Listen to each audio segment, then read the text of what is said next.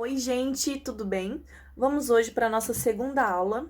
Vamos apresentar hoje como lidar com a transição da educação infantil para o ensino fundamental. É importantíssimo que os adultos responsáveis, sejam os pais ou cuidadores, avós, tenham em mãos ferramentas para lidar com esse processo de aprendizagem da criança. É muito diferente para a criança quando ela sai da educação infantil e vai passar para o ensino fundamental. Muitos pais até dizem assim, agora você vai estudar de verdade, né? Então a criança ela sente esse drama. E é importante que tenhamos em mãos ferramentas para lidar com algumas dificuldades, para lidar com essas diferenças que a criança vai enfrentar. O primeiro ponto, então, para a gente analisar é a relação família e escola. Essa ponte precisa ser criada para que o aluno ele consiga ultrapassar de uma forma muito mais segura.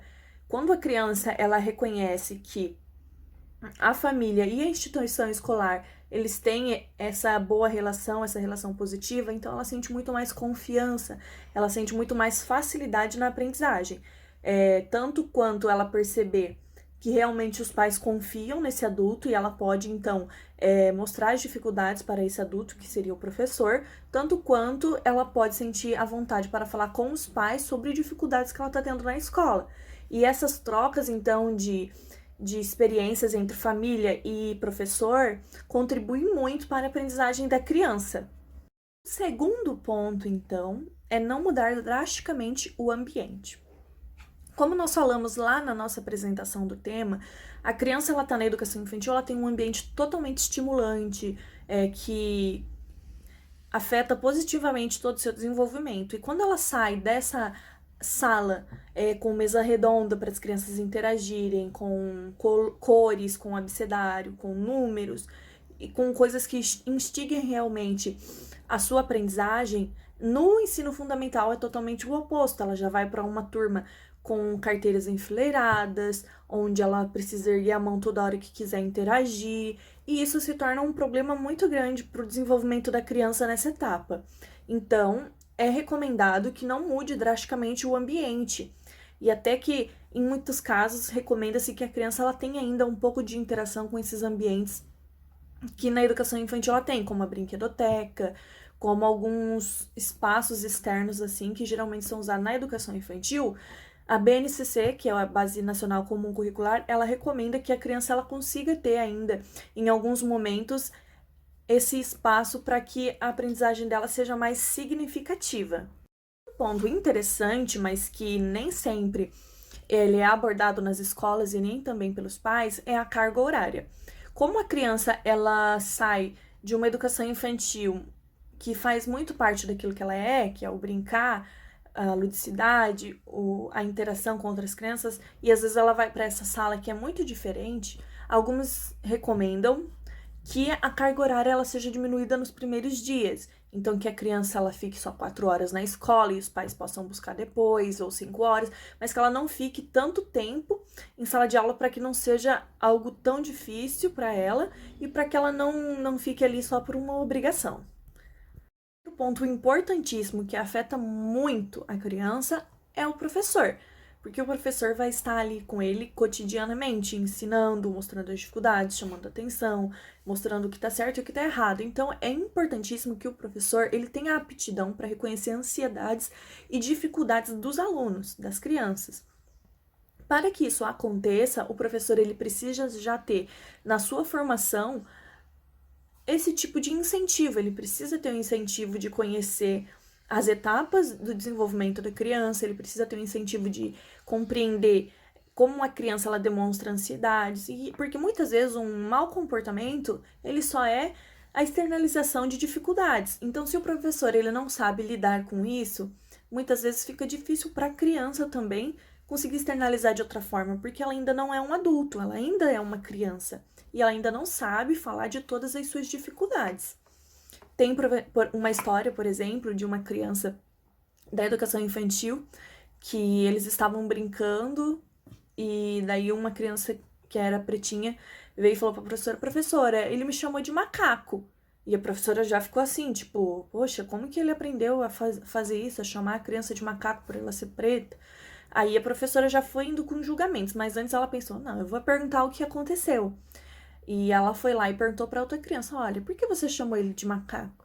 Aí ele falou, não, professora, é que a gente estava brincando de zoológico. Aí o fulano era a girafa, eu era o elefantinho e ele era o macaquinho. Foi por isso que eu chamei ele de macaco.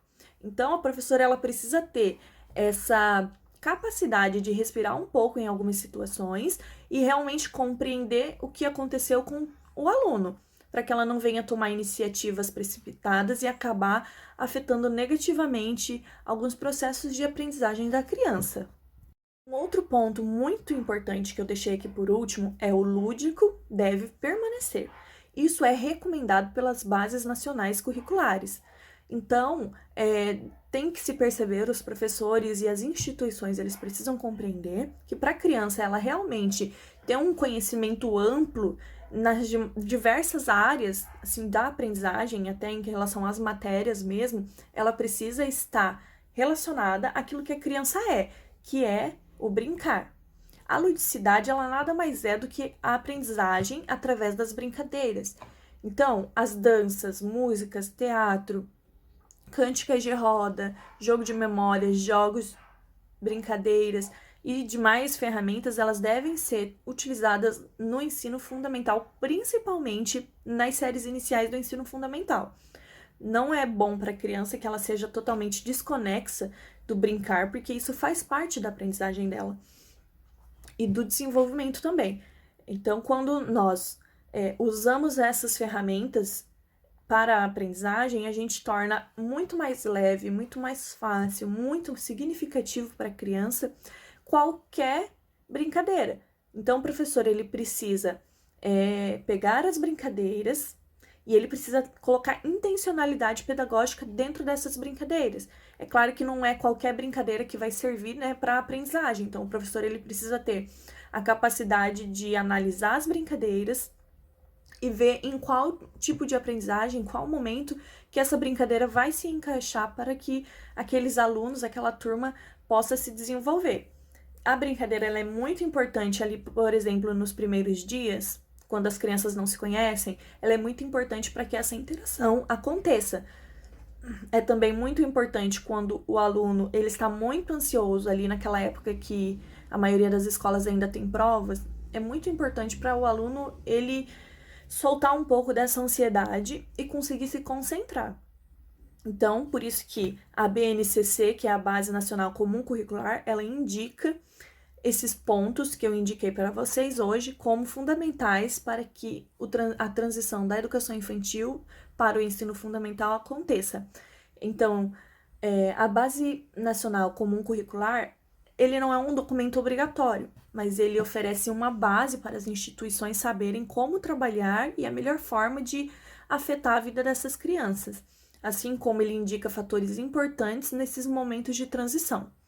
Espero que eu tenha ajudado vocês, dado um pouco mais de conhecimento dessa etapa da vida e da transição para o ensino fundamental. Estou aberto a qualquer dúvidas. Desde já, muito obrigada!